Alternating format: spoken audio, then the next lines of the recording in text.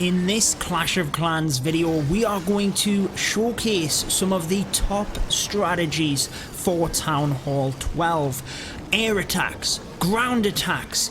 We are going to focus on a variety of them here today, and the Clash of Clans World Championships is so hyped right now. Maybe you are thinking of taking part, or you just want to win in the clan wars in general. These strategies will help you out, so without further ado, let's get into it.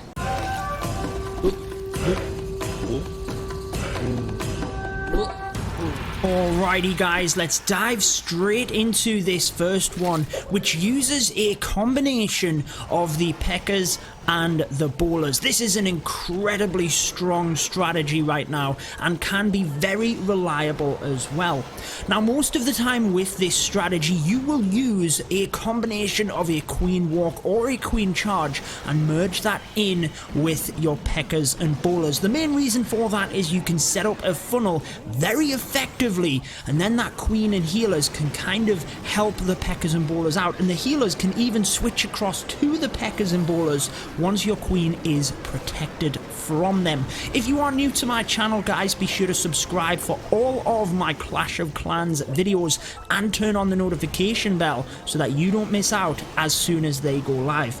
Now, what you can see, the important thing on this, the Queen came into the base, but you have to cut off the funnel at the other side of the base in order to encourage everything in. Otherwise, they will continue to walk around the outside. That can be done very easily, whether that be with a baby dragon. You could actually use a P.E.K.K.A in itself, maybe the king. There's a variety of different methods, and on this base, once we got into the center itself, it really is just using the jump spells wisely to give you the best access through the base. Now, sometimes you need to be looking at where your troops will go. Often it is hard to see. On this one, we had P.E.K.K.As come down to the bottom, the Bowlers come down this way, and the Queen doing what she does best, hitting a wall. Thanks, Queen.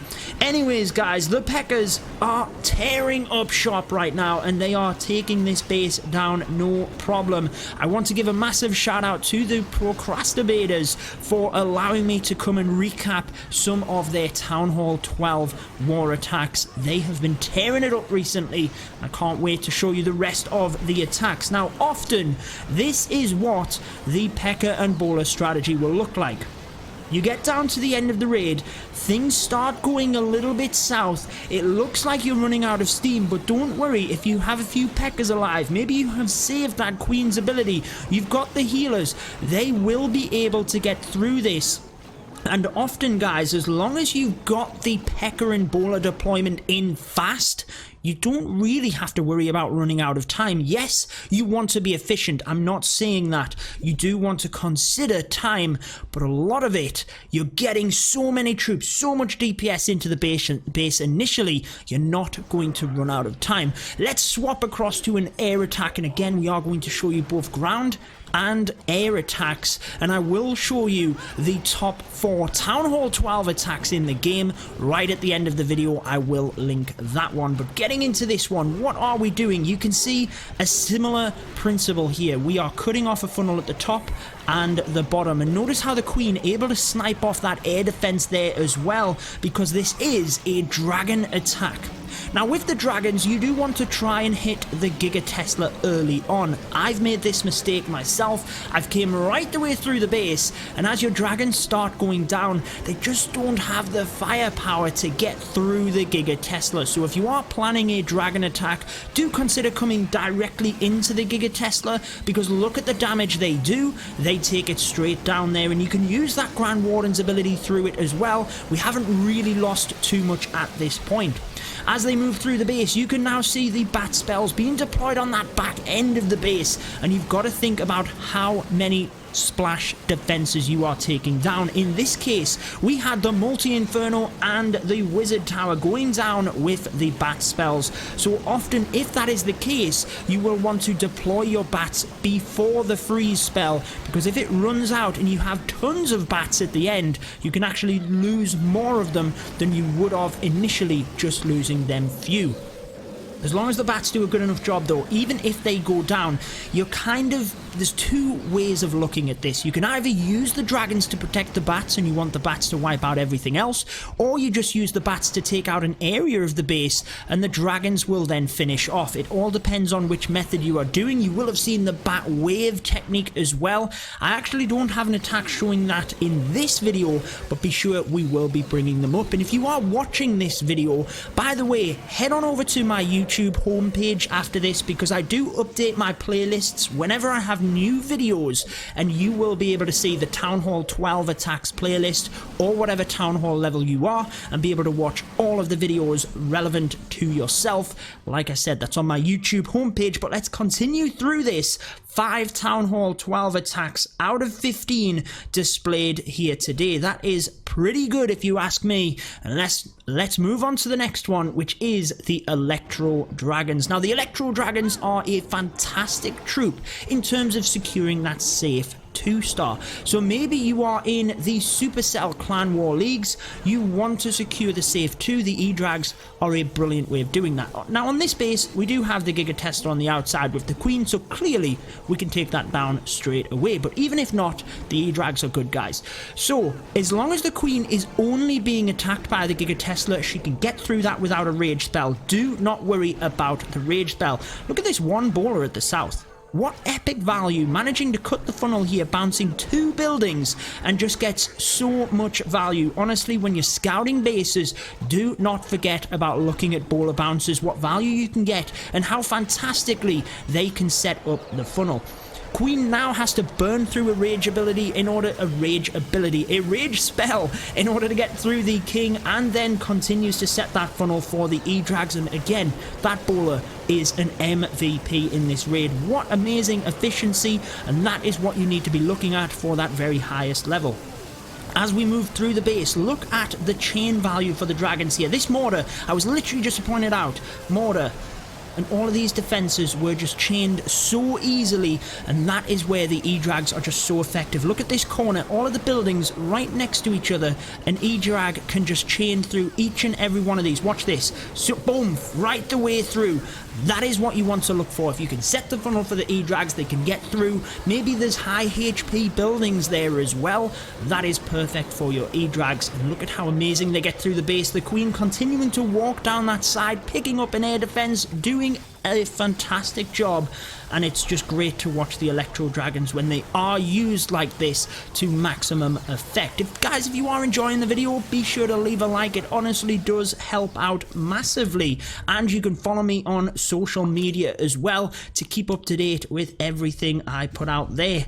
2 more attacks. We have Franco coming in now. This is what we teased at the start of the video.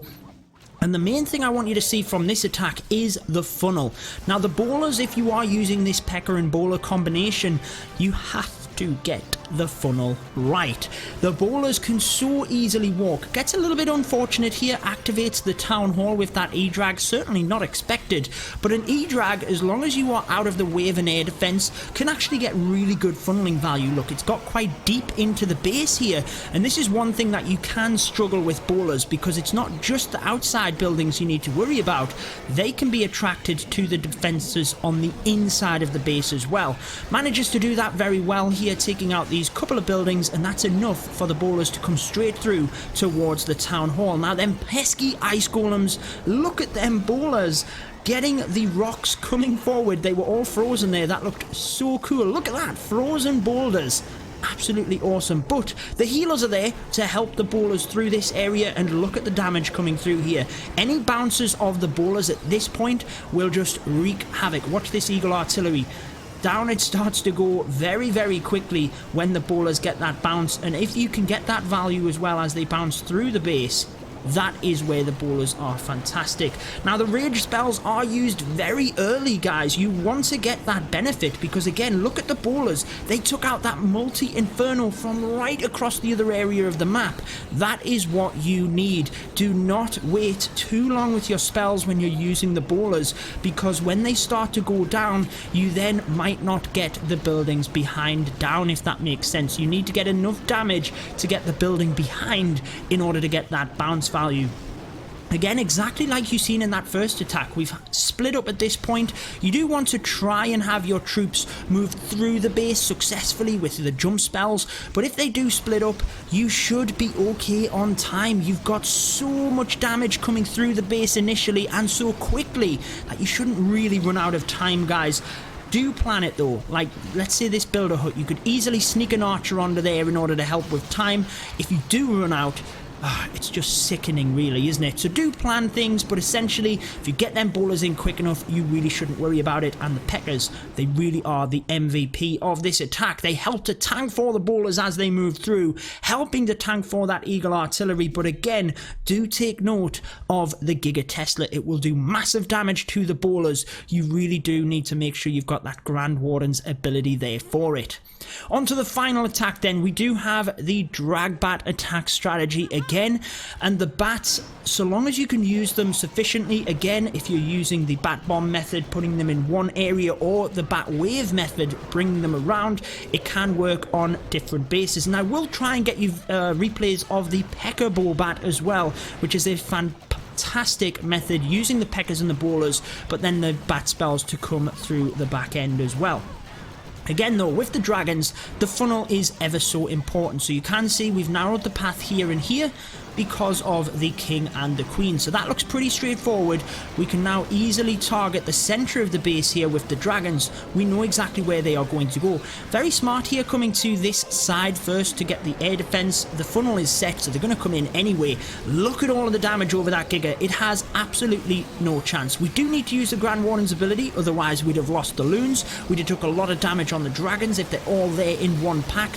There is the bat spells coming in at the top of your screen, and as you can see, the freeze spell, does end off, and that is where he did lose some bats there.